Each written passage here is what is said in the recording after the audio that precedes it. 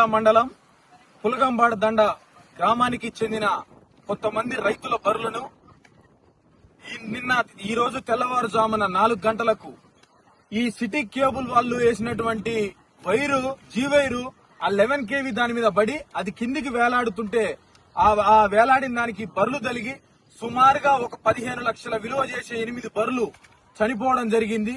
ఈ ఇన్సిడెంట్ జరిగి సుమారు పొద్దున 4 గంటలకు ఈ ఇన్సిడెంట్ జరిగింది. పొద్దున్నే 6-7ంటికి రైతులందరూ వచ్చి ఇక్కడ చూసుకోవడం జరిగింది. కానీ ఇప్పటి వరకు కూడా ఇప్పటి వరకు కూడా ఏ పోలీస్ అధికారులు గాని, ఏ వైద్య శాఖ అధికారులు గాని, ఈ పశు వైద్య అధికారులు గాని, ఏ ఏఈలు వీళ్ళెవ్వరు కూడా రాకపోవడం చాలా దుర్మార్గం. ఈ బర్రెలన్నీ కూడా ఎవరో వేల కోట్ల ఆస్తి పరులే కావు, కేవలం రోజు కూలీనాలు చేసుకుని బతికే గిరిజనులే ఈ బర్రెలు, ఈ ఎస్టీ వాళ్ళ ఈ బర్రెలు.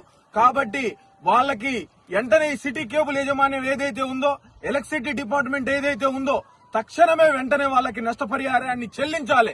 చెల్లించని పక్షంలో రేపు ఉదయం 9 గంటలకు ప్రతి ఆఫీస్ ముందు, పోలీస్ స్టేషన్ ముందు గాని, ఎలక్ట్రిసిటీ డిపార్ట్మెంట్ ముందు గాని, ఆ సిటీ కేబుల్ యాజమాన్య ఆఫీస్ ముందు గాని ఈ బర్రెలన్నింటినీ విడతల వారీగా తీసుకొచ్చి ఆఫీసుల ముందు వేసి ఇదే గిరిజనులతోటి రాష్ట్ర వ్యాప్తంగా ధర్నాలు చేపిస్తాం.